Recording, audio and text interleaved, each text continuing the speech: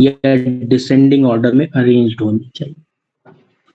अगर कोई सीरीज या डेटा सेट असेंडिंग या डिसेंडिंग ऑर्डर में अरेंज्ड हो, घटते या बढ़ते क्रम में अरेंज्ड हो, तो उस सीरीज की एग्जैक्ट मिडिल वैल्यू को मीडियन कहते हैं। मीडियन एक पोजीशनल एवरेज भी कहलाता है। ये एक मैथमेटिकल एवरेज नहीं, पोजीशनल एवरेज कहलाता है, क्योंकि मीडियन की पोजीशन ग्राफ की हेल्प से लोकेट की जा सकती है। कौन से ग्राफ की हेल्प से? तो मैंने कहा था इसमें हिस्टोग्राम हो गया, ठीक है ना, उसकी हेल्प से आप मीडियन को लोकेट कर सकते हो। हिस्टोग्राम कह रहा हूं यार, ओजाइव।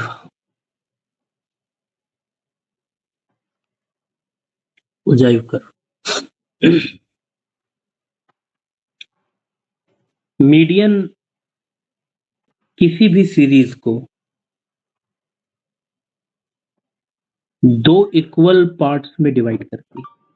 जाहिर सी बात है कि मीडियन अगर मिडिल वैल्यू है, कोई भी चीज अगर मिडिल से तोड़ी जाए तो दो इक्वल पार्ट हो जाएंगे ना।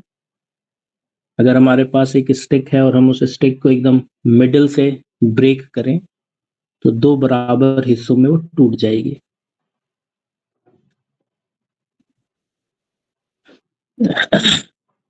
जिसमें एक पार्ट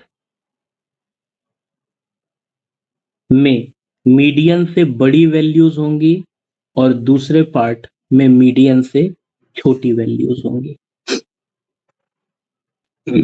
तो अगर कोई भी सीरीज असेंडिंग या डिसेंडिंग ऑर्डर में अरेंज्ड हो तो उसकी एग्जैक्ट मिडिल वैल्यू को मीडियन कहते हैं। मीडियन एक सीरीज को दो इक्वल पार्ट्स में डिवाइड कर देती है, जिसमें एक पार्ट की सभी वैल्यूज मीडियन से छोटी और एक पार्ट की सभी वैल्यूज मीडियन से बड़ी होती हैं। जैसे एक एग्जांपल से समझो,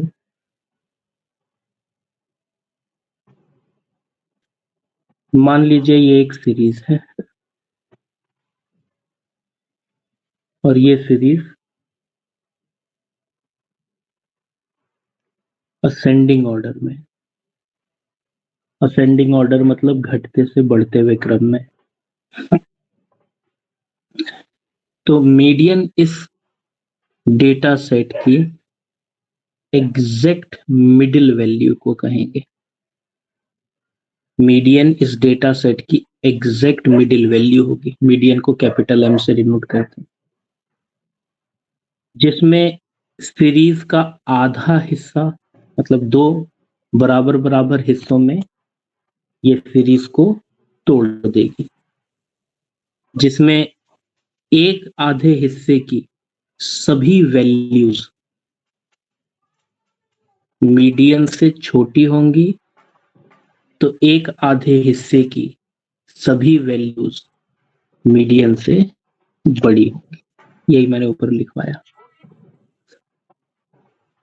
घटते से बढ़ते हुए क्रम के केस में। अगर मान लीजिए कि ये एक डेटा सेट है, एक सीरीज है जो कि डिसेंडिंग ऑर्डर में अरेंज्ड है, तो इस सीरीज की एग्जैक्ट मिडिल वैल्यू, इस डेटा सेट की एग्जैक्ट मिडिल वैल्यू को मीडियन कहेंगे, जो सीरीज को दो बराबर हिस्सों में डिवाइड कर देगी।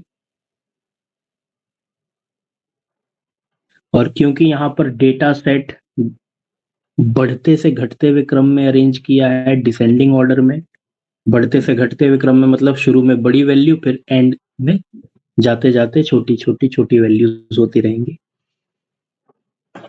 तो जो पहला हिस्सा है उसमें हर वैल्यू मीडियन से बड़ी होगी और जो दूसरा हिस्सा है उसमें हर वैल्यू मीडियन से छोटी होगी। यहाँ पर जो भी दिख रहा है वही यहाँ ऊपर लिखवाया हुआ है। जैसे ये एग्जाम्पल है 2 4 10 100 8 बोल रहा है कि इस डेटा सेट में मीडियन कैलकुलेट करो। ये एक इंडिविजुअल सीरीज है, इसमें कोई डाउट नहीं। 2 4 10 100 8 में मीडियन कैलकुलेट करना है। मीडियन कैलकुलेट करने के लिए सबसे पहले डेटा सेट को असेंडिंग या डिसेंडिंग ऑर्डर में अरेंज करना चाहिए। देखो, असेंडिंग और डिसेंडिंग जब मेरी चॉइस हो तो मैं हमेशा असेंडिंग करने पर ही फोकस करूंगा। ऐसा नहीं कि डिसेंडिंग करके आंसर नहीं आ सकता। असेंडिंग करना थोड़ा सा कन्वीनियंट होता है ना, साइकोलॉजिकली हमारे लिए थोड़ा इजी गोइंग होता है असेंडिंग करना। जैसे अगर मैं आपको 1 से लेके 100 तक गिनती गिनने के लिए बोलूं तो आप एकदम तेजी में 1 मिनट में 1 से लेके 100 तक की गिनती बोल सकते हैं।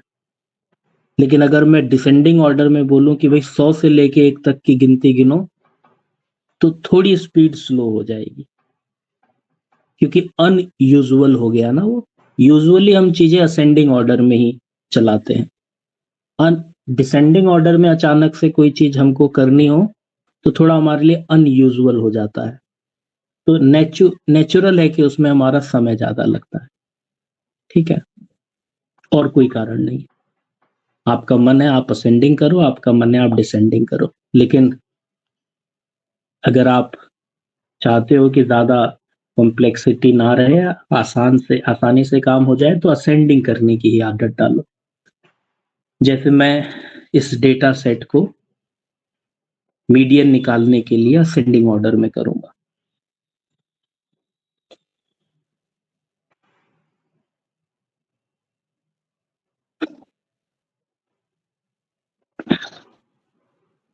असेंडिंग ऑर्डर में सबसे पहले 2 आएगा, फिर 4 आएगा, फिर 8 आएगा, फिर 10 आएगा, फिर 100 आएगा। अभी टेक्निकलिटी पे नहीं जाते कि मीडियन निकालने के फॉर्मूले क्या होते हैं। सीधे सीधी परिभाषा को ध्यान में रखते हुए हम देखते हैं कि भाई ये एक डेटा सेट है जिसे मैंने असेंडिंग ऑर्डर में कर दिया। तो बताओ इसकी एग्जैक्ट मिडिल वैल्यू कौन सी है? इसकी एग्जैक्ट मिडिल वैल्यू 8 है। तो एग्जैक्ट मिडिल वैल्यू 8 है, तो इसका मतलब ये हुआ कि मेरा मीडियन बराबर 8। मीडियन बराबर 8। मीडियन को एवरेज क्यों कहते हैं? ये एवरेज कैसे हुआ? क्योंकि ये एक सीरीज के एकदम सेंटर में पाया जाता है ना। यानी कि ये आपके डेटा सेट की सेंट्रल टेंडेंसी को दर्शाता है। सेंट्रल टेंडेंसी मतलब कि आपके डेटा सेट में जो वैल्यूज हैं वो एक एक सिंगल वैल्यू जहां पर सारी वैल्यूज केंद्रित हो, जिसके आसपास सारी वैल्यूज हो। तो मैं बोलूंगा 8 एक ऐसी वैल्यू है जिसके आसपास है सारी वैल्यूज। 8 एकदम मिडिल में है। इसलिए क्योंकि ये सीरीज के एकदम मिडिल में है, ये अपने डेटा सेट के आ, सभी यूनिट्स को रिप्रेजेंट करती है। तो मीडियन क्योंकि एक सेंट्रल टेंडेंसी है, इसीलिए इसको एक एवरेज माना गया है। हालांकि ये एक क्या बोलते हैं कि मैथमेटिकल नहीं, पोजिशनल एवरेज कहलाता है, अपने पोजीशन के आधार पर, है ना। जैसे इसकी पोजीशन एग्जैक्ट मिडिल में है ना, इसलिए हमने कहा कि भाई ये अपने पूरे डेटा सेट को रिप्रेजेंट करता है, एकदम बीच का यूनिट है।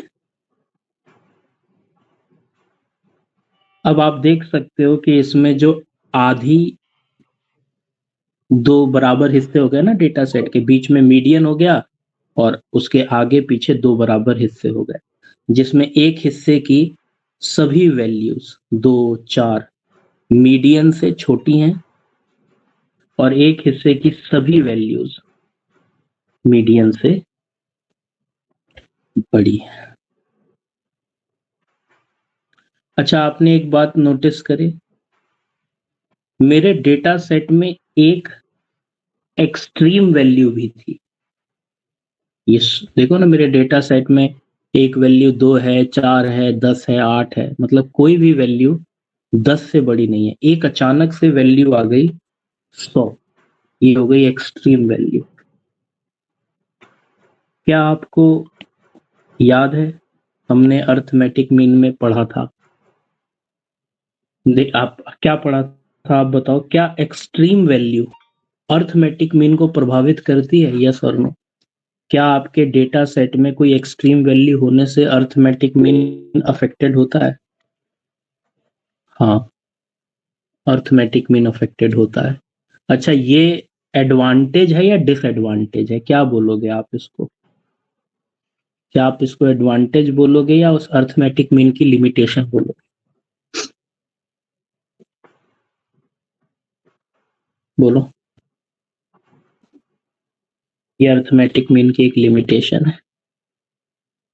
आपने नोटिस किया, मीडियन एक ऐसा एवरेज है जो इस लिमिटेशन को दूर करता है।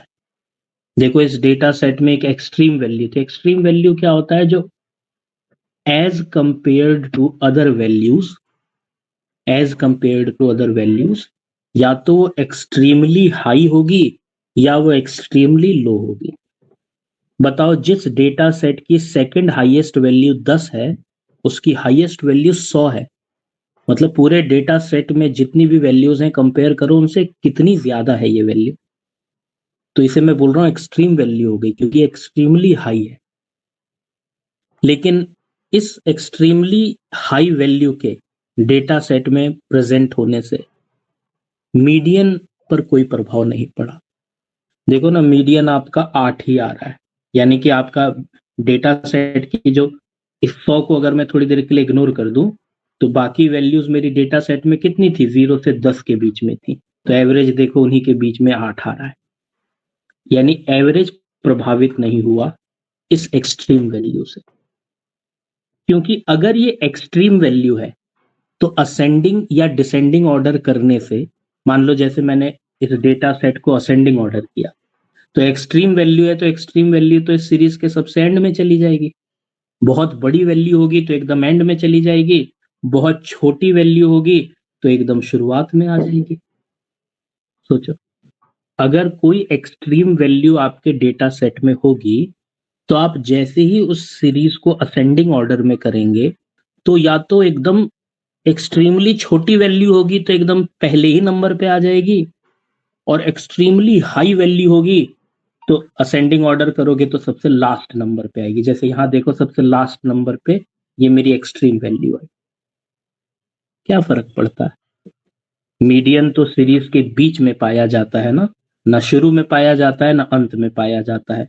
तो इस एक्सट्रीम वैल्यू के सीरीज में होने से भी कोई प्रभाव मीडियन पर नहीं पड़ा। मैं कहता हूं, अगर ये एक्सट्रीम वैल्यू 1000 भी होती, ये एक्सट्रीम वैल्यू 1000 भी होती, तो भी मेरा मीडियन 8 ही होता। नहीं होता? मान लो अगर मेरे डेटा सेट में एक वैल्यू 2 है, एक 4 है, एक 10 है, एक 1000 है और एक 8 है। 1000 तो अब खटक रहा है ना एकदम से डेटा सेट में, यार जहां पे सारी वैल्यूज की रेंज 2 से 10 है, एक वैल्यू उसमें 1000 है। कोई फर्क नहीं पड़ेगा, अर्थमेटिक मीन प्रभावित हो जाता, मगर मीडियन प्रभावित नहीं होगा, क्योंकि मीडियन में अगर ये एक्सट्रीम वैल्यू है, तो ये तो असेंडिंग ऑर्डर करेंगे तो अपने आप ही अंत में चली जाएगी, एंड में चली जाएगी। और मीडियन तो मिडिल में पाया जाता है, मिडिल में तो अभी भी 8 ही रहेगा। अगर मैं इस 100 को 1000 कर दूं, असेंडिंग ऑर्डर में अरेंज करूं, तो भी मिडिल में तो 8 ही रहेगा, मीडियन तब भी 8 ही आएगा। इसका मतलब ये हुआ कि एक्सट्रीम वैल्यूज के होने से median will remain unaffected. Extreme values median को प्रभावित नहीं करती।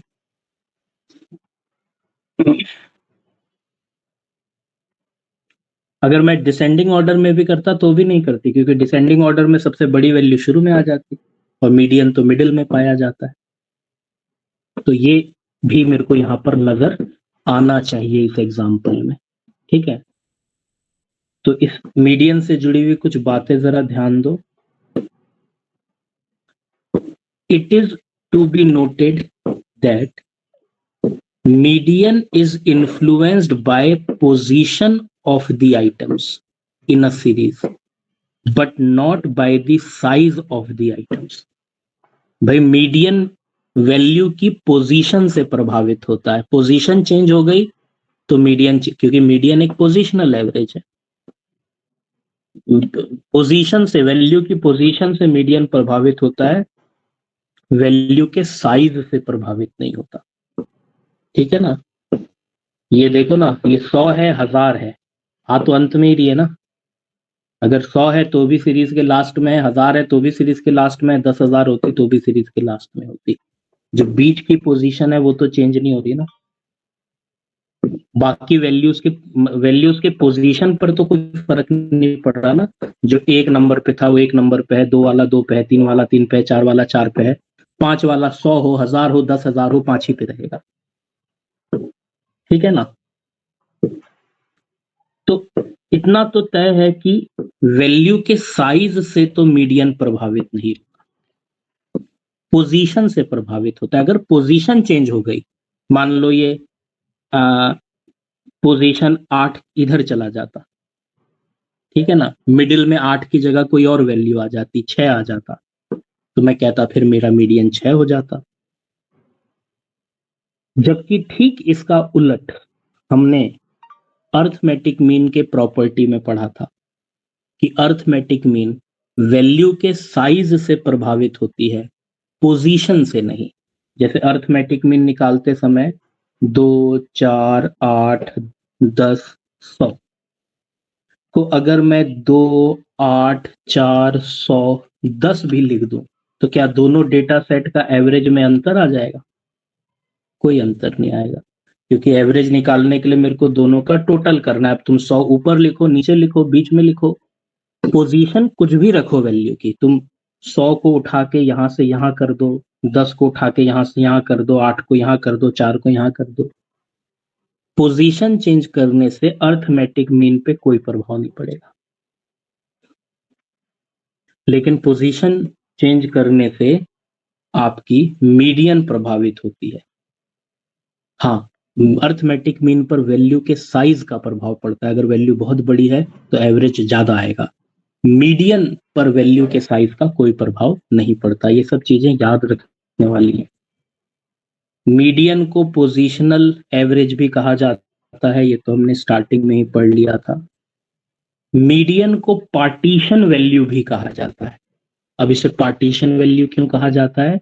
क्योंकि मैंने कहा था ये सीरीज के 2 हिस्से कर देती है, 2 पार्ट्स में सीरीज को डिवाइड कर देती है ना, जिसमें एक पार्ट 2 इक्वल पार्ट्स में सीरीज को डिवाइड कर देती है, जिसमें एक पार्ट की सभी वैल्यूज मीडियन से बड़ी और एक पार्ट की सभी वैल्यूज मीडियन से छोटी होती है। क्योंकि ये एक सीरीज को 2 बराबर हिस्सों में डिवाइड कर देती है, इसीलिए मीडियन को पार्टीशन वैल्यू भी कहा जाता है, क्योंकि ये 2 इक्वल हिस्सों में उसे डिवाइड कर देती है। तो मीडियन वैल्यूज के पोजीशन से इन्फ्लुएंस होता है, ना कि साइज से। मीडियन को पोजीशनल एवरेज भी कहते हैं, मीडियन को पार्टीशन वैल्यू भी कहते हैं। पार्टीशन वैल्यू इसलिए कहते हैं क्योंकि ये सीरीज को 2 इक्वल पार्ट्स में डिवाइड करती है। अच्छा, मीडियन एक लौती पार्टीशन वैल्यू नहीं है, और भी पार्टीशन वैल्यूज होती हैं जो हमें अगले चैप्टर में पढ़ना है। और वही चैप्टर के लिए मैंने कहा था कि अगर आपको मीडियन समझ में आ गया तो वो सारी चीजें समझने में एक क्लास भी सफिशिएंट है। अगर मीडियन एक पार्टीशन वैल्यू है तो मीडियन के अलावा भी और कई सारी पार्टीशन वैल्यूज होती हैं, जैसे कि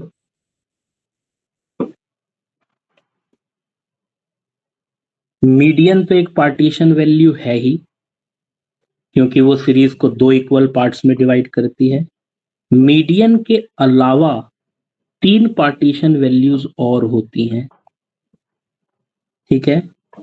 एक है आपका क्वार्टाइल, एक डिसाइल, एक परसेंटाइल। जैसे मीडियन एक सीरीज को 2 बराबर हिस्सों में डिवाइड करता है, वैसे ही सीरीज के 4 हिस्से कर दोगे तो हर हिस्सा क्वार्टाइल कहलाएगा। सीरीज के 10 हिस्से कर दोगे तो हर हिस्सा डिसाइल कहलाएगा, सीरीज के 100 हिस्से कर दोगे तो हर हिस्सा परसेंटाइल कहलाएगा। ठीक है ना भाई? किसी भी, जैसे ये आप इमेजिन करो, आपको एक मैं लकड़ी देता हूं, उसको बीच से उसके 2 हिस्से करने के लिए आप उसको कितने बार ब्रेक करोगे? एक बार ब्रेक करोगे। इसलिए मीडियन केवल एक होता है, क्योंकि किसी भी सीरीज के 2 हिस्से करने के लिए हमें केवल उसको एक बार ब्रेक करना है, एकदम मिडिल से। बताओ किसी सीरीज के अगर 4 हिस्से करने हैं तो उसे कितने बार ब्रेक करना होगा? माना ये एक सीरीज है, इसको 4 बराबर हिस्सों में तोड़ना है, तो एक बार यहां से तोड़ देता हूं, एक बार यहां से तोड़ देता हूं, और एक बार यहां से तोड़ देता हूं। 3 बार तोड़ूंगा तो 4 बराबर हिस्से हो जाएंगे ना, एक ये, एक ये, एक ये, एक ये। यानी कि एक सीरीज के 4 बराबर हिस्से करने के लिए उसे 3 बार तोड़ना पड़ता है। तो कितने क्वार्टाइल होंगे? पहला क्वार्टाइल, दूसरा क्वार्टाइल, तीसरा क्वार्टाइल। क्वार्टाइल केवल 3 होते हैं, क्योंकि सीरीज के 4 हिस्से करने हैं तो 3 क्वार्टाइल कैलकुलेट करो, उसके 3 पॉइंट्स कैलकुलेट करो जहां से उसको ब्रेक करने से उसके 4 बराबर हिस्से हो जाएं। किसी के 10 बराबर हिस्से करने हैं तो उसको 9 बार ब्रेक करना होगा। किसी के 100 बराबर हिस्से करने हैं तो उसको 99 टाइम्स ब्रेक करना होगा। तो आपको याद रखना होगा कि मीडियन 1 होता है, क्वार्टाइल 3 होते हैं, डिसाइल 9 होते हैं, और परसेंटाइल 99 होते हैं। परसेंटाइल एक सीरीज को कितने हिस्सों में तोड़ेगा? 100 हिस्सों में, 100 बराबर हिस्सों में तोड़ेगा। 100 बराबर हिस्सों में तोड़ने के लिए आपको कितने परसेंटाइल्स कैलकुलेट करने पड़ेंगे? 99। एक सीरीज के 10 बराबर हिस्से करने के लिए कितने डिसाइल कैलकुलेट करने पड़ेंगे? 9। एक सीरीज के 4 बराबर हिस्से करने के लिए 3 क्वार्टाइल कैलकुलेट करने पड़ेंगे। एक सीरीज के 2 बराबर हिस्से करने के लिए एक मीडियन कैलकुलेट करना पड़ेगा। ये सब पार्टीशन वैल्यूज हैं। किस आधार पर हम इसको पार्टीशन वैल्यू कह रहे हैं? क्योंकि ये सीरीज के बराबर हिस्से कर रहे हैं, एक 2 तो एक 4 तो एक 10 तो एक 100। यानी कि मीडियन जैसे निकलेगा वैसे ही क्वार्टाइल, डिसाइल, परसेंटाइल भी निकलेगा। बस एक बेसिक फंडामेंटल चेंज हो जाएगा कि एक 2 हिस्से कर रहा है तो बाकी 2 से ज्यादा हिस्से कर रहे हैं। ये क्वार्टाइल, डिसाइल, परसेंटाइल बाद में पढ़ेंगे, अभी नहीं पढ़ेंगे। अभी हमारा पूरा फोकस केवल मीडियन पर रहेगा। हाँ, लेकिन मैंने आपको बताया कि मीडियन को पार्टीशन वैल्यू क्यों कहा जाता है, और मीडियन के अलावा भी और पार्टीशन वैल्यूज हैं। जब क्वार्टाइल पढ़ाऊंगा, डिसाइल पढ़ाऊंगा, परसेंटाइल पढ़ाऊंगा, तो इस पर और डिटेल में चर्चा करेंगे। ठीक है?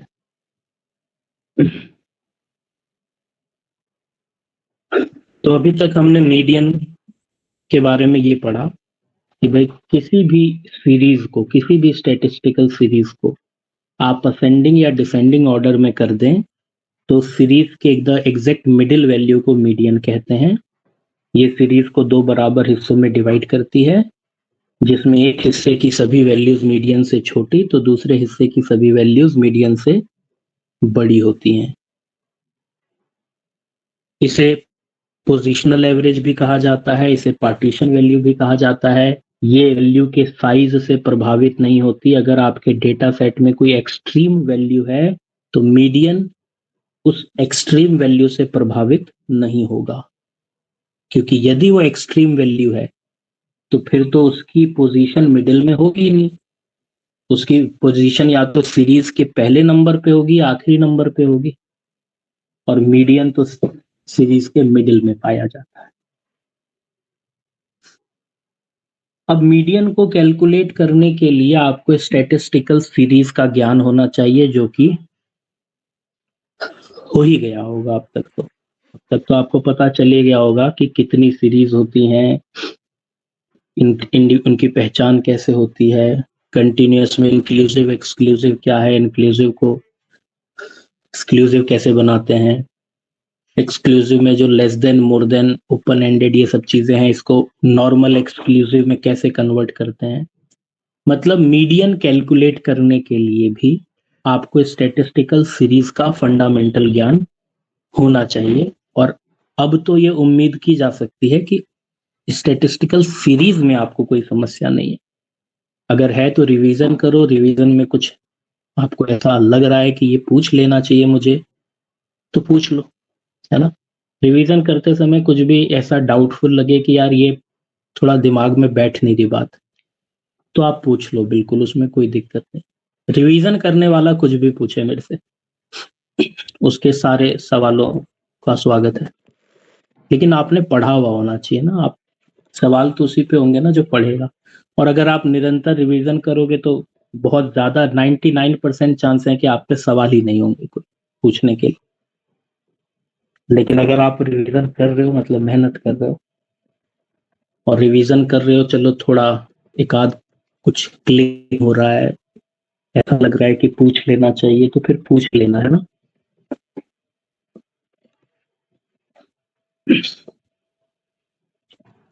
तो हम मीडियन को हर सीरीज में कैलकुलेट करना सीखेंगे।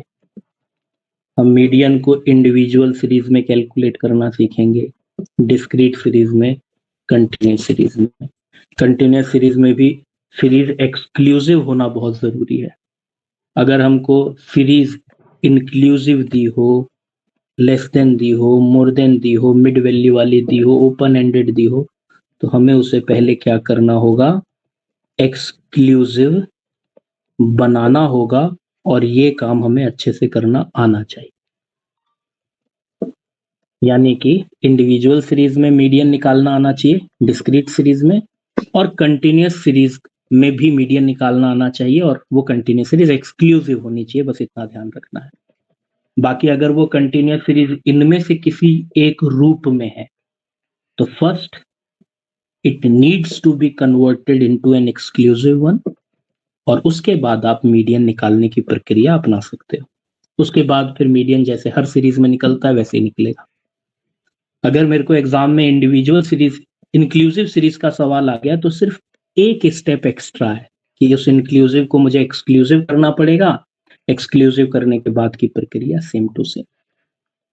तो अल्टीमेटली आपको मीडियन 3 सीरीज में कैलकुलेट करना सीखना है, इंडिविजुअल, डिस्क्रीट और कंटिन्यूस।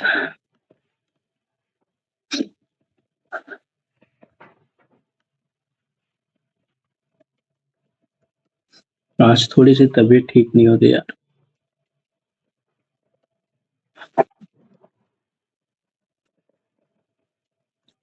अभी हम इंडिविजुअल सीरीज में कैलकुलेशन करना सीखेंगे।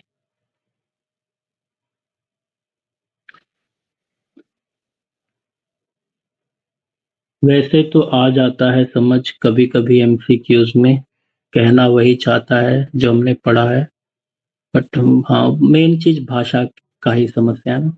देखो, अगर मैं कोई यहाँ पर आपको कोई चीज इजी इसलिए लगती है ना क्योंकि मैं पढ़ाते समय समझा रहा हूँ। अगर मैं कोई एमसीक्यू भी प्रैक्टिस करवा रहा हूँ तो मैं पढ़ रहा हूँ सवाल, और आपको समझा कर आपसे जवाब पूछ रहा हूँ। एग्जाम में सवाल भी आपको ही पढ़ना है, समझना भी आपको ही है, जवाब भी आपको ही देना है। तो वहां फिर थोड़ी सी ना दिक्कत हो जाती है, क्योंकि सवाल आपको खुद पढ़ना है और समझना है।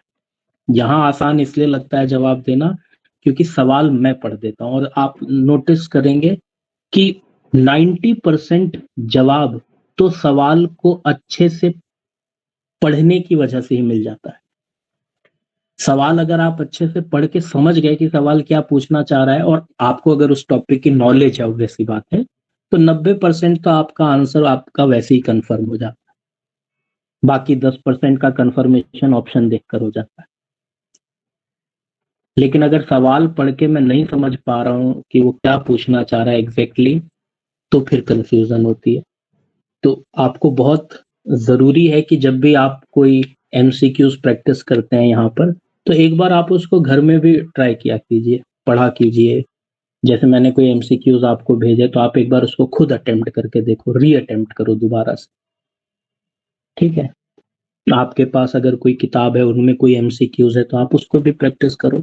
हाँ, किताबों से कोई मटेरियल वगैरह पढ़ के अपना समय बर्बाद करने की आपको आवश्यकता नहीं है, क्योंकि मटेरियल तो मैं ऑलरेडी आपको भर भर के दे रहा हूँ।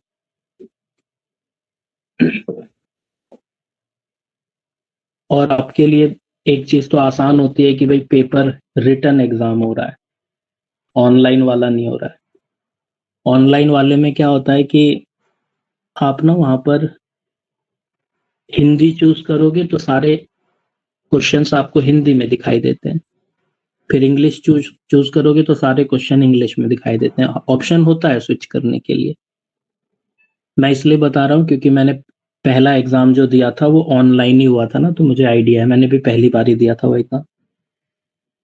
तो उसमें मान लो कि अगर मैं कोई क्वेश्चन ना अंग्रेजी में पढ़ रहा हूँ, होता है यार अंग्रेजी में क्या, मुझे इतना कोई हम अंग्रेजी के विद्वान थोड़े हैं। कई शब्द हैं जो नहीं समझ में आ रहे हैं, कई पैराग्राफ है जिसका मीनिंग कनेक्ट नहीं हो पा रहा, तो उसको हिंदी में जब पढ़ो तो एकदम समझ में आ जा रहा है। कई बार हिंदी इतनी कॉम्प्लिकेटेड होती है कि उसके शब्द इतने भारी भारी हैं कि हम तो कॉमर्स में ज्यादातर शब्दों को अंग्रेजी में याद रखते हैं। अब अचानक से हिंदी में पढ़ा तो एकदम घबरा गए हम, लेकिन जब उसको अंग्रेजी में पढ़ा तो एकदम समझ में आ गया। होता है, कई बार चीजें हिंदी में बेहतर समझ में आ जाती हैं, कई बार इंग्लिश में। तो ये एडवांटेज है हमारे लिए कि हमारे पेपर में दोनों भाषाओं में सवाल छपे होते हैं। और उसमें भी सबसे बड़ा एडवांटेज है कि पेपर ऑफलाइन होता है।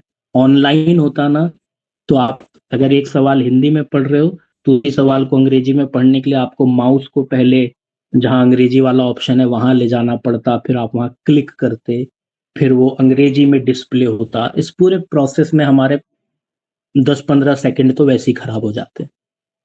कम से कम 10 सेकंड तो आप मान ही लो कि अंग्रेजी से हिंदी में स्विच करने के लिए और फिर वापस से हिंदी से अंग्रेजी में स्विच करने में आपका 10 सेकंड तो खराब हो ही जाएगा एक सवाल।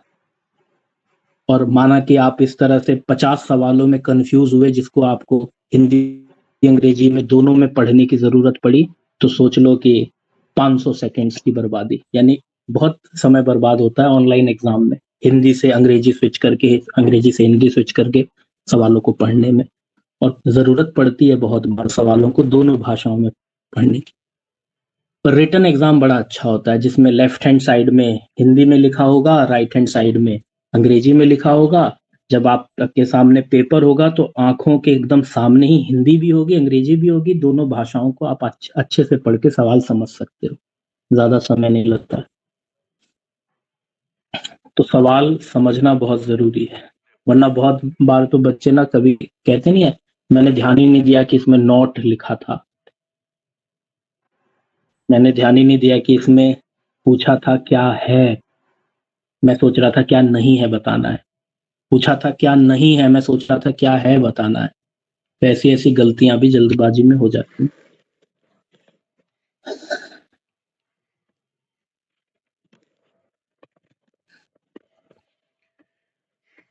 तो अब हमको मीडियन कैलकुलेट करना सीखना है इंडिविजुअल सीरीज में, डिस्क्रीट सीरीज में और कंटिन्यूअस सीरीज में।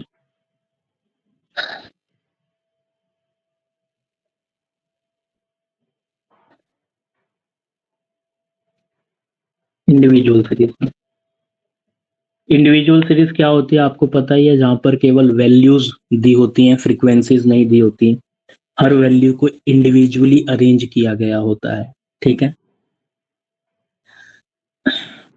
लेकिन आपका काम क्या होगा उस इंडिविजुअल सीरीज में कि जो भी वैल्यूज आपको दी गई होंगी, जो भी वैल्यूज आपको दी गई होंगी, आप उन सभी वैल्यूज को असेंडिंग या डिसेंडिंग ऑर्डर में अरेंज करोगे। वैसे असेंडिंग में ही करने की आदत डालना, डिसेंडिंग में करने से भी सेम ही आंसर आता है, कोई फर्क नहीं पड़ेगा। असेंडिंग साइकोलॉजिकली करना आसान। अब वहां पे मेरा कोई रिटन एग्जाम तो हो नहीं रहा, हमें तो आंसर निकाल के ऑप्शन टिक करना है।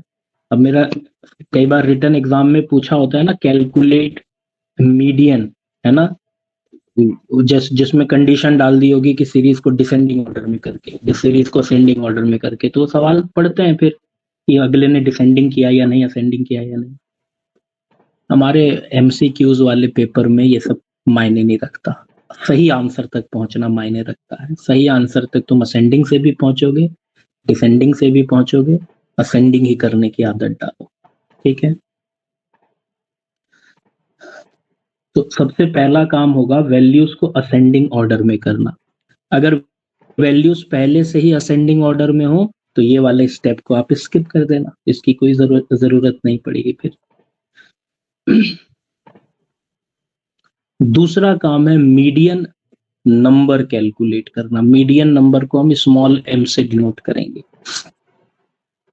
मीडियन नंबर हमें बताता है वो लोकेशन, मीडियन नंबर हमको वो लोकेशन, वो पोजीशन बताता है जिस पोजीशन पर मीडियन की वैल्यू पाई जाएगी। जैसे हमारे इस वाले एग्जाम्पल में मीडियन की पोजीशन कौन से नंबर पर थी, कौन से नंबर पर आपको मीडियन मिला? तीसरे नंबर पर। 5 वैल्यूज थी ना, 5 पोजीशन हो गई, यानी 1 2 3 4 5। तो आपको कौन से पोजीशन पर मीडियन की वैल्यू मिली? तीसरे। तो यहाँ पर मीडियन नंबर 3 है। कैसे? क्योंकि मीडियन नंबर निकलता है n+1/2। n कितना है? 5। 5 + 1/2 यानी कि 6/2, यानी कि थर्ड आइटम। तो मेरा पहला आइटम है 2, दूसरा आइटम है 4, तीसरा आइटम है 8। तो ये तीसरा आइटम जो 8 है यही मीडियन होगा। तो मीडियन नंबर आपको एग्जैक्ट पोजीशन तक लेकर जाता है, वो एग्जैक्ट लोकेशन बताता है जहां पर मीडियन की वैल्यू पाई जाएगी। ठीक है, उसी को मीडियन नंबर कहते हैं। मीडियन को कैपिटल एम से, तो मीडियन नंबर को स्मॉल एम से डिनोट करते हैं। इसे निकालने का फॉर्मूला होता है n+1/2th आइटम। जब आप मीडियन नंबर निकाल लेते हो तो उसके बाद आप मीडियन की वैल्यू को फाइंड आउट करते हो। मीडियन की वैल्यू कैसे फाइंड आउट करनी है? अगर आपका मीडियन नंबर होल नंबर है, अगर आपका मीडियन नंबर एक होल नंबर है, मीडियन नंबर मतलब ये अगर आपका मीडियन नंबर एक होल नंबर है, होल नंबर मतलब कि जैसे 10 11 12 3 4 5 6 होल नंबर, फ्रैक्शन में नहीं, तो फिर मीडियन क्या होगा? मीडियन बराबर corresponding value of median number.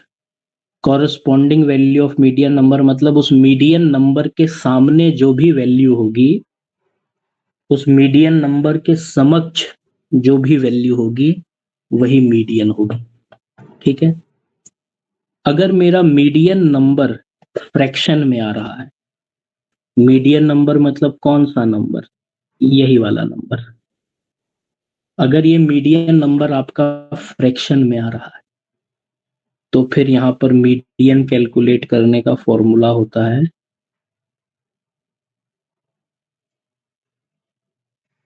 Preceding value plus succeeding value divided by 2। Preceding value plus succeeding value divided by 2। आइए इस एग्जांपल से समझते हैं इन सारे स्टेप्स को। याद रखना, मीडियन अगर आपको या लंबे समय तक याद रखना है तो आपके स्टेप्स याद रखना। और मैंने आपसे ये भी कहा था कि आप अगर मीडियन, क्योंकि एक पार्टीशन वैल्यू है और मीडियन के अलावा भी बहुत सारी पार्टीशन वैल्यूज होती हैं, जैसे क्वार्टाइल, डिसाइल, परसेंटाइल वगैरह। तो अगर आप क्वार्टाइल, डिसाइल, परसेंटाइल ये सब चीजें भी सीखना चाहते हैं तो आपको ये स्टेप्स याद होने चाहिए। मीडियन को निकालने के इंडिविजुअल सीरीज में जो स्टेप्स बताए, डिस्क्रीट में जो बताऊंगा, कंटिन्यूस में जो बताऊंगा, वो स्टेप्स आपको याद होने चाहिए।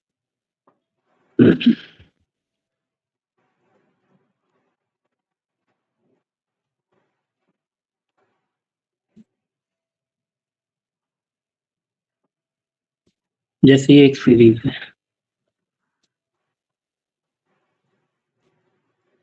इंडिविजुअल सीरीज है, इसमें तो कोई दो राय नहीं। सबसे पहले मैं इस सीरीज को असेंडिंग ऑर्डर में करूंगा, क्योंकि ये सीरीज असेंडिंग ऑर्डर में नहीं दिख रही है। असेंडिंग ऑर्डर में पहले 2 आएगा, फिर 3 आएगा, फिर 4 आएगा, फिर 6 आएगा, फिर 10 आएगा। ठीक है, तो मैंने डेटा सेट को असेंडिंग ऑर्डर में कर लिया। अब मुझे मीडियन नंबर निकालना है, मुझे एग्जैक्ट पोजीशन खोजनी है जहां पर मेरा मीडियन पाया जाएगा। तो मीडियन नंबर निकलता है n+1 upon 2th item. n है यहाँ पर 5 + 1 डिवाइडेड बाय 2, यानी कि थर्ड आइटम। अब थर्ड आइटम कौन सा है? थर्ड आइटम है 1 2 3, 4 है मेरा थर्ड आइटम। तो जो भी थर्ड आइटम की, क्योंकि मेरा मीडियन नंबर आ रहा है 3 थर्ड आइटम, यानी मीडियन नंबर एक होल नंबर आ रहा है, 3 आ रहा है। तो उस थर्ड आइटम के सामने जो भी वैल्यू होगी उसकी कॉरस्पॉन्डिंग वैल्यू को हम मीडियन कहेंगे। तो भाई थर्ड आइटम के सामने कौन सी वैल्यू है? 4 है, इसलिए मेरा मीडियन बराबर 4। सोचो अगर मैंने इस डेटा सेट को असेंडिंग ऑर्डर में ना किया होता तो मेरा मीडियन 2 आ रहा होता, गड़बड़ हो जाती। यानी कि डेटा सेट को असेंडिंग ऑर्डर या डिसेंडिंग ऑर्डर करना आवश्यक है। अगर आप इसे डिसेंडिंग भी करते तो भी मिडिल में 4 ही आता।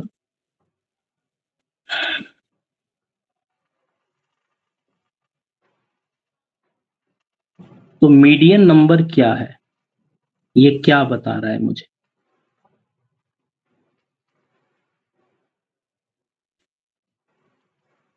Median number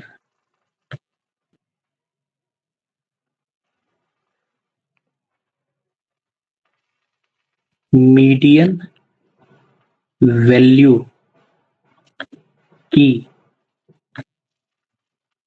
exact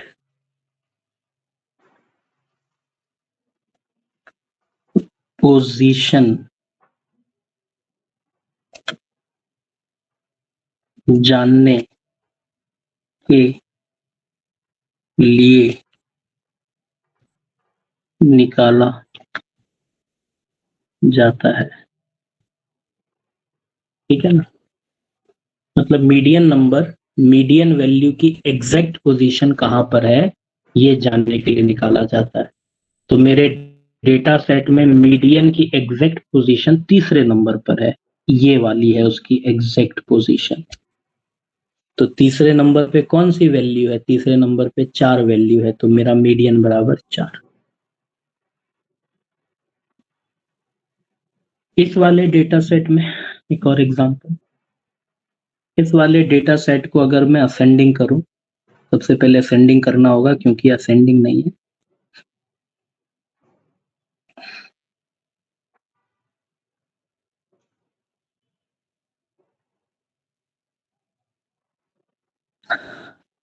ascending order में पहले 2 आ जाएगा,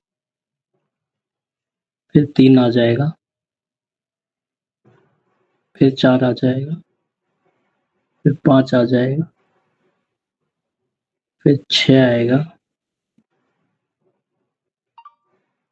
और एंड में 10 आएगा। ठीक है, अब मुझे क्या करना है? मीडियन नंबर निकालना है, यानी मीडियन वैल्यू की एग्जैक्ट पोजीशन जाननी है। तो n+1 upon 2th item, n है मेरा कितना? 6 +1 अपॉन 2th आइटम, यानी कि 3.5th आइटम। अब 3.5th आइटम मेरा एग्जैक्ट लोकेशन आया मीडियन का। अब आप देखो, ये है फर्स्ट आइटम, ये है सेकंड आइटम, ये है थर्ड आइटम, ये है fourth item, fifth item, sixth item, और आपका मीडियन नंबर आ रहा है 3.5। कोई 3.5 करके कोई वैल्यू है? या तो पहली है, दूसरी, मतलब 3.5 तो कोई पोजीशन ही एग्जिस्ट नहीं करता ना। या तो फर्स्ट पोजीशन पे एक वैल्यू है, या तो सेकंड पोजीशन पे एक वैल्यू है, या तो थर्ड पोजीशन पे एक वैल्यू है, या फोर्थ पोजीशन पे एक वैल्यू है, या फिफ्थ पे है, या सिक्स्थ पे है। 3.5 करके तो there is no position, there is no value against this position. तो टेक्निकली तो ये तो गलत हो गया, क्योंकि इस जो मीडियन नंबर आ रहा है, जो एग्जैक्ट लोकेशन आती है मीडियन की, उस लोकेशन पर तो कोई वैल्यू एग्जिस्ट ही नहीं करती। तो इसीलिए अब हमें क्या करना पड़ेगा, 3.5 से एक वैल्यू पीछे जाना पड़ेगा और 3.5 से एक वैल्यू आगे जाना पड़ेगा। जो पीछे गए उसे प्रीसीडिंग वैल्यू बोलेंगे, और जो आगे गए उसे सक्सीडिंग वैल्यू बोलेंगे। और हम इस प्रीसीडिंग वैल्यू और सक्सीडिंग वैल्यू के बीच में मीडियन का इंटरपोलेशन करेंगे। इंटरपोलेशन जानते हो? जब आप दो बिंदुओं के बीच की कोई वैल्यू फाइंड आउट करो तो उसे इंटरपोलेशन कहते हैं। जब ये दो लिमिट्स के बाहर की कोई वैल्यू फाइंड आउट करो तो उसे एक्स्ट्रापोलेशन कहते हैं। तो मीडियन एक तरह से इंटरपोलेशन का एग्जाम्पल हो गया, क्योंकि मेरे को एक लिमिट मिल गई फोर्थ थर्ड आइटम की और फोर्थ आइटम की। मुझे ये पता है कि 3.5 करके तो कोई आइटम है ही नहीं, या तो थर्ड आइटम है या फोर्थ आइटम है। तो मेरा जो मीडियन होगा वो इसी थर्ड या फोर्थ के बीच में एग्जिस्ट करता होगा, इसी के बीच में मेरी मीडियन वैल्यू को मुझे इंटरपोलेट करना होगा, अनुमान लगाना होगा। तो यहां पर मैं मीडियन का अनुमान कैसे लगाऊंगा? प्रीसीडिंग इस मतलब थर्ड आइटम तो कोई है ही नहीं मेरे पास, तो मैं देखूं कि 3.5 फिफ्थ आइटम तो कोई है ही नहीं मेरे पास, तो मैं देखूंगा कि भाई इससे पहला थर्ड आइटम कौन सा है, ठीक है, और देखूंगा इसके बाद वाला फोर्थ आइटम कौन सा है। जो थर्ड आइटम होगा वो हो गई थर्ड आइटम की value preceding value, fourth item की वैल्यू सक्सीडिंग वैल्यू, और उसका एक एवरेज ले लूंगा। तो मैंने देखा थर्ड आइटम यहाँ पर 4 है, थर्ड आइटम 4 है और फोर्थ आइटम 5 है। तो प्रीसीडिंग वैल्यू मेरी 4 है और सक्सीडिंग वैल्यू मेरी 5 है। तो इसी के बीच में मेरा मीडियन मुझे इंटरपोलेट करना है। तो मेरा मीडियन कितना होगा? मेरा मीडियन होगा 4.5। ये मेरा आंसर है। तो मेरी मीडियन वैल्यू कितनी आ गई? 4.5। तो ये वाला क्या सीन था कि अगर आपका मीडियन नंबर फ्रैक्शन में आ रहा है तो एक समस्या आ जाएगी, क्योंकि आपने तो हर एक वैल्यू को सीरियली अरेंज किया है। 1 number, 2 number, 3 number, 4 number, 5 number, individual series को तो सीरियली अरेंज करते हैं ना हम लोग। अगर आपने हर वैल्यू को सीरियली अरेंज किया होगा तो या तो आपको वैल्यू को पहले नंबर पे मिलेगी, या दूसरे नंबर पे, या तीसरे, या चौथे, या पांचवें।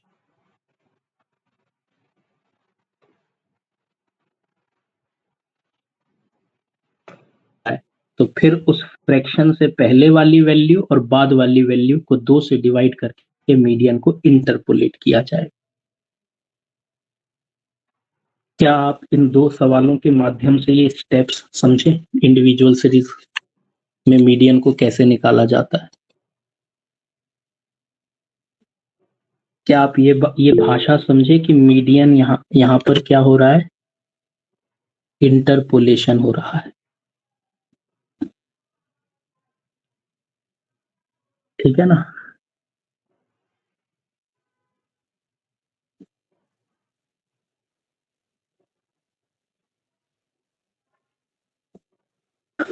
ये एक सवाल है।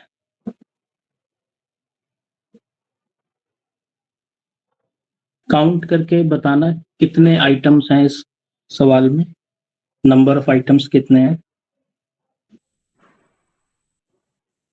सवाल में, नंबर ऑफ आइटम्स कितने हैं?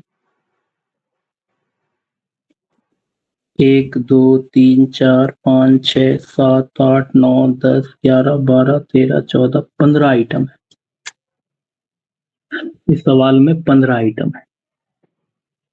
मुझे इस सवाल में मीडियन कैलकुलेट करना है और सवाल पहले से ही बोल रहा है, सवाल ने पहले से ही हमको ये कहा है कि ये जो सेट ऑफ वैल्यूज हैं ये असेंडिंग ऑर्डर में ही है, यानी ये जो भी वैल्यूज हैं ये सब असेंडिंग ऑर्डर में ही है। तो आपको इसे असेंडिंग ऑर्डर करने की जरूरत नहीं है, ये सब ऑलरेडी असेंडिंग ऑर्डर में है, जिसमें आप ऑब्जर्व कर सकते हो कि शुरुआत की 5 वैल्यूज मिसिंग है। केवल आपको 10 वैल्यूज ही गिवन है, स्टार्टिंग की 5 वैल्यूज मिसिंग है। अच्छा, क्या ये बात कंफर्म है कि ये जो 5 वैल्यूज होंगी वो 4 से तो छोटी होंगी? अगर ये डेटा सेट असेंडिंग ऑर्डर में है तो ये सभी वैल्यूज 4 से तो छोटी होंगी, है ना? आप मेरे को एक छोटे से सवाल का जवाब दो। अगर मैं इस सवाल में अर्थमेटिक मीन कैलकुलेट करना चाहूं तो क्या अर्थमेटिक मीन निकल सकता है? क्या अर्थमेटिक मीन इस सीरीज में निकल सकता है? नहीं, क्योंकि अर्थमेटिक मीन की हमने लास्ट क्लास में एक लिमिटेशन पढ़ी थी, एक कमी पढ़ी थी अर्थमेटिक मीन की। और वो क्या कमी थी कि जिस जिस सीरीज की वैल्यूज मिसिंग होंगी मैं उसमें अर्थमेटिक मीन कैसे निकाल पाऊंगा, क्योंकि मुझे तो टोटल वैल्यू चाहिए ना। अर्थमेटिक मीन सांस फूल रही यार आज। अर्थमेटिक मीन निकालने के लिए तो मेरे को 15 वैल्यूज का जोड़ करना पड़ेगा और उसको 15 से डिवाइड करना पड़ेगा, जिसमें 5 वैल्यू मिसिंग है, तो अर्थमेटिक मीन तो भैया नहीं निकल सकता, कैन नॉट बी डिटरमिन्ड।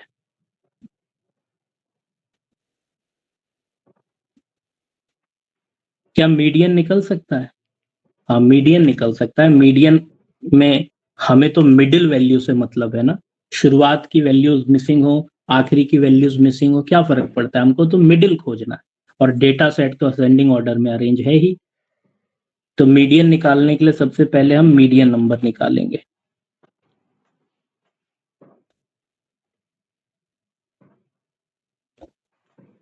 यानी कि 15 प्लस 1 डिवाइडेड बाय 2, यानी 8वां आइटम।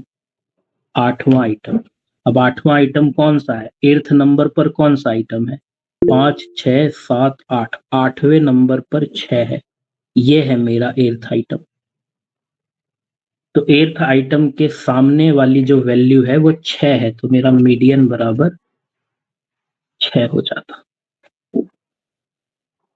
यानी कि मीडियन निकालने के लिए कोई फर्क ही नहीं पड़ता कि सीरीज के शुरुआत में या अंत में अगर कोई वैल्यूज मिसिंग है तो भी मीडियन डिटरमिन की। देखो बताओ, इस डेटा सेट में जहां अर्थमेटिक मीन ने हाथ खड़े कर दिए कि भाई मैं एवरेज निकाल कर नहीं बता सकता, आपको मीडियन उस डेटा सेट का भी एवरेज निकाल कर बता दे रहा है जिसमें शुरुआत की 5 वैल्यूज मिसिंग थी।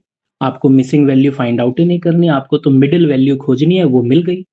तो मेरे को पूरे डेटा सेट का एवरेज का अंदाजा लग गया कि भाई इस पूरे डेटा सेट का जो एवरेज है, मेजर ऑफ सेंट्रल टेंडेंसी है, वो 6 है। यानी इस मामले में, इस सवाल में देखो तो ये अर्थमेटिक मीन के एक डिसएडवांटेज को ओवरकम कर रहा है। अर्थमेटिक मीन का एक डिसएडवांटेज है कि वो मिसिंग वैल्यूज के केस में डिटरमिन नहीं हो सकता, लेकिन मीडियन मिसिंग वैल्यूज के केस में भी डिटरमिन हो सकता है। अगर आपको मिडिल वैल्यू मिल रही हो तो कोई फर्क नहीं पड़ता कि शुरुआत की अंत की वैल्यूज मिसिंग है, 2 मिसिंग है, 10 मिसिंग है, कोई फर्क नहीं पड़ता।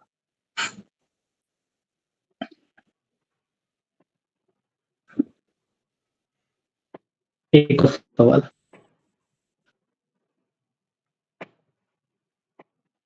इस डेटा सेट में एक वैल्यू मिसिंग है, आपको बताना है कि ये जो वैल्यू मिसिंग है ये कौन सी है ना। मिसिंग वैल्यू नहीं बतानी, आपको इस डेटा सेट में मीडियन कैलकुलेट करना है। सॉरी, ये आपका इंडिविजुअल है, 5 वैल्यूज हैं जिसमें एक वैल्यू मिसिंग है, आपको इस डेटा सेट में मीडियन कैलकुलेट करना है। क्या ये मीडियन कैलकुलेट करने के लिए पहले मुझे मिसिंग वैल्यू पता लगानी जरूरी है? यस और नो? क्या मुझे मिसिंग वैल्यू पहले पता लगानी जरूरी है? नहीं। क्या ये डेटा सेट असेंडिंग ऑर्डर में है? बिल्कुल, ये देखने से ही प्रतीत हो रहा है कि ये असेंडिंग ऑर्डर में है। अगर ये असेंडिंग ऑर्डर में है तो पहले मुझे मीडियन नंबर निकाल लेना चाहिए। n+1 यानी कि 5+1 यानी कि थर्ड आइटम, और थर्ड आइटम तो मेरे को मिल ही गया, थर्ड आइटम तो मेरे को मिल ही गया। तो क्या फर्क पड़ता है कि इस सीरीज में एक वैल्यू मिसिंग थी, जब मेरे को मिडिल वैल्यू मिल गई तो मेरा आंसर मुझे मिल गया। जबकि आप इस डेटा सेट में अगर आपको अर्थमेटिक मीन निकालने के लिए कहा जाए तो बिना मिसिंग वैल्यू को फाइंड आउट किए या बिना किसी एडिशनल इंफॉर्मेशन के आप अर्थमेटिक मीन सॉल्व ही नहीं कर सकते। क्या आपको इंडिविजुअल सीरीज समझ में आई? इंडिविजुअल सीरीज में मीडियन कैलकुलेट करना समझ में आया? एक तो मीडियन का कॉन्सेप्ट आपको क्लियर हो गया होगा, मीडियन क्या है, उसे पोजीशनल एवरेज क्यों कहा जाता है, उसे पार्टीशन वैल्यू क्यों कहा जाता है, मीडियन की कुछ विशेषताओं के बारे में मैंने आपको बताया कि ये पोजीशन से इन्फ्लुएंस होता है, वैल्यू के साइज से इन्फ्लुएंस नहीं होता। मीडियन की तरह और भी क्वार्टाइल और भी पार्टीशन वैल्यूज होती हैं, क्वार्टाइल, डिसाइल, परसेंटाइल करके, जिनको हम इसी सिलेबस के लेटर पार्ट में डिस्कस करेंगे। मीडियन को 3 सीरीज में कैलकुलेट करना हमें सीखना है, एक सीरीज में कैलकुलेट करना मैंने आपको बता दिया, जिसमें 3 स्टेप्स आपको याद रखने होते हैं कि पहले डेटा सेट को असेंडिंग या डिसेंडिंग करना है, असेंडिंग ही करिएगा, फिर मीडियन नंबर निकालना है और मीडियन नंबर के आधार पर मीडियन वैल्यू को डिटरमिन करना है। ठीक है, अगर आप अनुमति दें तो डिस्क्रीट और मतलब इस चैप्टर का जो अंत है, मतलब एक क्लास का और चैप्टर है ये, तो अगली क्लास में चैप्टर अंत करें।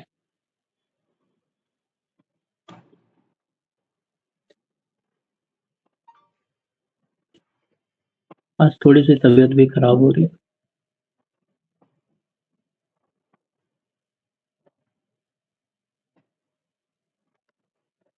अगली क्लास में इस चैप्टर को खत्म कर देंगे, मीडियन वाले को। आप आज इसको रिवाइज कर लीजिए।